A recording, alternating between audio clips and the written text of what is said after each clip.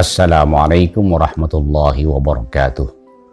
Alhamdulillah fatiris samawati wal ard yakhluqu ma yasha wa yakhtaru ma yasha wa la yus'alu amma yaf'al. Nahmaduhu hamdas syakirin wa natubu ilaihi fahuwal ghafurur rahim.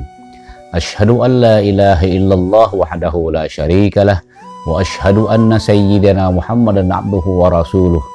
Khairu man addabahu rabbuhu ala ma'idatil Qur'an fakana hadiyan wa mubashiran wa nadhiran wa da'iyan ilallahi biiznihi wa sirajan munira. Allahumma salli wa sallim wa barik ala sayyidina Muhammad wa ala ali sayyidina Muhammad. Qala Allahu subhanahu wa ta'ala fil Qur'anil Karim, innal abrara lafi na'im wa innal fujjara lafi yahim. Shadaqallahul azim. Saudara-saudara kaum muslimin muslimat rahimakumullah, pada suatu kesempatan Nabi besar kita Nabi Muhammad Rasulullah Sallallahu Alaihi Wasallam mengingatkan bahwa pada hari kiamat nanti kaki manusia tidak bisa bergerak dan tidak dapat melangkah sebelum mempertanggungjawabkan beberapa perkara. Beliau bersabda, la tazulu qadama 'abdin yaumal qiyamati hatta yus'ala an umrihi fima afnah wa an ilmihi fima amila aw fima fa'ala wa an malihi min aina iktasabahu wa fima anfaqah wa an jismihi fima ablah. Rawahu Tirmidzi. Kaki manusia tidak dapat bergerak dan tak dapat melangkah pada hari kiamat nanti sebelum mempertanggungjawabkan tentang umurnya untuk apa dihabiskan dan dimanfaatkan dalam hidup ini. Tentang ilmunya, diamalkan untuk apa? Harta kekayaannya, dari mana diperoleh dan kemana dinafkahkannya. Dan tentang anggota tubuh, untuk apa digunakan dalam hidup ini. Pertama, an umrihi fima afnah, tentang umurnya untuk apa dihabiskan dan dimanfaatkan dalam hidup. Hidup di dunia ini adalah sementara. Jatah kesempatan hidup di dunia ini amat sangatlah singkat. Hidup di dunia ini hanyalah bagaikan berteduh di bawah pohon yang rindang, memberi kesejukan untuk beristirahat sejenak dalam perjalanan panjang menuju tempat abadi. Tidak terasa dan tanpa disadari, umur sudah bertambah dan usia semakin lanjut. Badan sudah mulai uzur dan mata mulai kabur, gigi gugur, uban pada bertabur dan setiap saat dinanti-nanti oleh kubur. Walaupun demikian, salah satu kelemahan manusia bahwa banyak orang yang tidak menyadari hal yang demikian. Tidak sadar bahwa sebenarnya di samping umurnya yang bertambah itu ada sesuatu yang berkurang, yakni berkurangnya jatah kesempatan untuk mempersiapkan segala keperluan menghadapi saat kepastian yang mesti datang kepada setiap orang. Oleh karena itu, umur panjang dan nikmat sehat walafiat yang Allah anugerahkan kepada kita, mari kita manfaatkan untuk meningkatkan amal soleh dan melakukan perbuatan yang mendapat ridha dari Allah Subhanahu wa Ta'ala, menabung pahala demi masa depan yang pasti, yakni kehidupan di akhirat kelak. Mumpung masih ada umur, mumpung masih ada kesempatan, mumpung masih ada fasilitas sebelum ajal tiba, agar kita tidak menyesal di akhirat nanti. Rasulullah Sallallahu Alaihi Wasallam bersabda, khairun nasi man tola umruhu wa hasuna amaluhu wa syarrun nasi man tola umruhu wa sa'a amaluhu. Rawahu Ahmad. Sebaik-baik manusia adalah orang yang panjang umurnya, baik soleh amal perbuatannya. Dan seburuk-buruk manusia adalah orang yang panjang umurnya, hidup sampai tua renta, namun maksiat, jahat, munkarat, dan keburukan-keburukan perbuatannya. Mudah-mudahan Allah memberikan kepada kita umur yang panjang dalam keadaan taat kepada Allah Subhanahu wa taala. Yang kedua, an ilmihi fi ma fa'ala. Tentang ilmunya diamalkan untuk apa? Saudara, Islam memerintahkan dan menyuruh orang-orang beriman untuk menuntut ilmu agar mereka dapat hidup bahagia dan selamat dunia akhirat. Oleh karena itu, ilmu yang harus dipelajari tidak hanya ilmu yang berkaitan dengan dinamika kehidupan duniawi saja, akan tetapi ilmu yang dapat mengendalikan semua disiplin ilmu, yakni ilmu yang dapat menumbuh suburkan iman, sehingga akal pikiran manusia tidak berjalan sendirian, akan tetapi dibimbing, didampingi, dan dituntun oleh iman, taufik hidayah Allah Subhanahu wa taala. Allah Subhanahu wa taala berfirman, yarfa'illahu alladhina amanu minkum walladzina utul ilma darajat. Allah akan mengangkat orang-orang yang beriman di antara kalian dan orang-orang yang diberi ilmu pengetahuan beberapa derajat. Orang-orang yang beriman dan berilmu, atau orang berilmu yang beriman, niscaya derajatnya akan diangkat oleh Allah Subhanahu wa taala dan kebaikannya selalu bertambah-tambah setiap saat.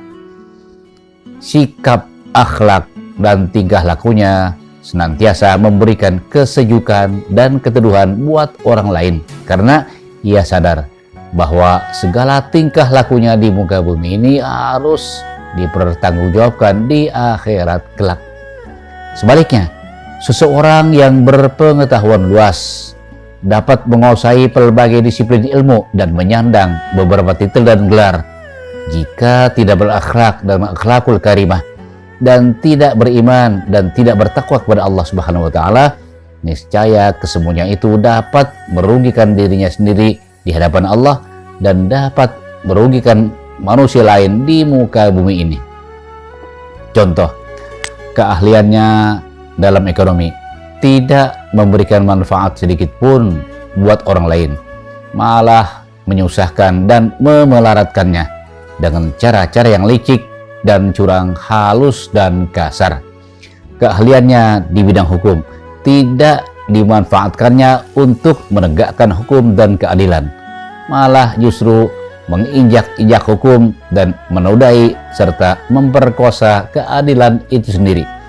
Tidak digunakan untuk membenarkan yang benar dan menyalahkan yang salah, tapi malah justru membenarkan yang salah dan menyalahkan yang benar, sehingga ada seseorang yang nyata-nyata bersalah dan melanggar hukum hidup bebas leha-leha, sementara orang yang tidak bersalah dan terkena fitnah dihukum, dibuai tanpa ampun. Hukum dan keadilan diperjualbelikan seperti barang dagangan di pasar gelap, sehingga pencari keadilan yang miskin dan lemah hanya mampu menjerit dan menangis dengan tangisan yang menyayat hati. Kalau ilmu pengetahuan digunakan dengan melanggar aturan, undang-undang, dan hukum Allah, niscaya di akhirat nanti dituntut oleh Allah Subhanahu wa taala. Yang ketiga, an malihi min ainak kasabahu wa fima anfaqah. Tentang harta kekayaan, dari mana diperoleh dan kemana dinafkahkan. Saudara, sumber harta atau rezeki tak ubahnya bagaikan sumber mata air atau sungai. Kalau di hulu airnya sudah keruh, maka di muara pun akan keruh pula. Allah ingatkan kita dalam surah An-Nisa ayat 29. Ya ayyuhalladzina amanu la ta'kulu amwalakum bainakum bil batil.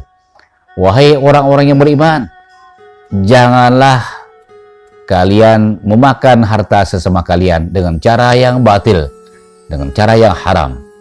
Nah, saudara, Islam memandang bahwa sumber harta atau rezeki itu menjadi masalah yang amat sangat menentukan, yakni harus dari sumber yang halal dan mendapat ridho dari Allah Subhanahu wa taala. Bahkan tidak berhenti hanya sampai di situ saja. Keluarnya harta yang ada pada diri kita pun harus dipertanggungjawabkan. apakah dikeluarkan untuk jalan kebenaran atau kebatilan? Apakah dikeluarkan untuk berdharma kepada jalan yang lurus, membantu fakir miskin, dan amal soleh lainnya yang mendapat ridho dari Allah, atau untuk menyumbang kemaksiatan dan keburukan-keburukan lain yang tidak diridhoi oleh Allah, bahkan dimurkainya? Nah, mudah-mudahan Allah Subhanahu wa Ta'ala melimpahkan kepada kita rezeki yang halal penuh dengan keberkahan. Yang keempat, an jismihi fima ablah, tentang anggota tubuh untuk apa digunakan dalam hidup ini. Saudara, Allah Subhanahu wa Ta'ala berfirman di dalam surah At-Tin ayat 4-6. Laqad khalaqnal insana fi ahsani taqwim, thumma radadnahu asfala safilin, illa alladhina amanu wa 'amilus sholihati falahum ajrun ghairu mamnun. Sesungguhnya kami telah menciptakan manusia dalam bentuk yang sebaik-baiknya, sebaik-baik kejadian. Kemudian kami kembalikan mereka ke tempat yang serendah-rendahnya, kecuali mereka yang beriman dan beramal soleh, maka bagi mereka pahala dengan tiada putus-putusnya. Saudara, semenjak kecil sampai dewasa, bahkan sampai tua, perkembangan tubuh manusia mengalami pertumbuhan. Dari lemah kemudian menjadi kuat, dan akhirnya menjadi lemah kembali.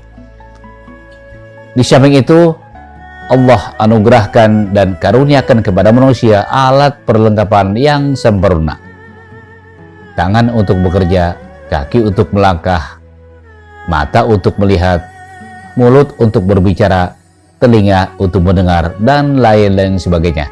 Dan terakhir, tak kalah pentingnya adalah akal, sehingga manusia dengan akal pikirannya dapat membedakan mana yang baik, mana yang buruk, mana yang halal, mana yang haram, mana yang benar, mana yang salah, mana yang menguntungkan dan mana yang merugikan. Apakah semua alat-alat tersebut digunakan untuk perbuatan yang mendapat ridho dari Allah, atau justru sebaliknya? Jika tangan selalu digunakan untuk melakukan perbuatan munkar, merugikan dan menyakiti orang lain, mengambil yang bukan haknya, apabila kaki senantiasa meluncur ke tempat-tempat maksiat, dan apabila mulut digunakan selalu untuk menggunjing orang, menceritakan aib, celah, buruk dan cacat orang lain, membuat gosip dan berita bohong, memfitnah dan mengadu domba sesama manusia. Jika mata selalu digunakan untuk memandang kebatilan, dan telinga punya hobi mendengarkan hal-hal yang dapat mengguncang hati dan melabilkan iman, niscaya derajat timbangan akan lebih berat kepada keburukan yang berujung kepada kerugian. Nah, saudara, hadis tersebut di atas mengingatkan kita agar kita semuanya lebih mawas diri, agar kita semuanya dapat melaksanakan perintah Allah dan menghindari larangannya, meningkatkan iman dan takwa kepada Allah, menabung pahala demi masa depan, memperkaya diri kita dengan amal soleh, agar kita semua dapat mempertanggungjawabkan semua tingkah laku kita di muka bumi ini di hadapan Allah Subhanahu wa Ta'ala di akhirat nanti. Mudah-mudahan Allah melimpahkan kepada kita taufik hidayahnya, barakah inayahnya. Allah menganugerahkan kepada kita kekuatan, kesehatan, dan keselamatan lahir batin. Semoga segala kesalahan kita diampuni oleh Allah Subhanahu wa Ta'ala dan mendapat ridha Allah Subhanahu wa Ta'ala. Hanya ini yang dapat saya sampaikan. Mohon maaf atas segala kekurangan. Wallahul muwaffiq ila sawa'is sabil. Assalamualaikum warahmatullahi wabarakatuh.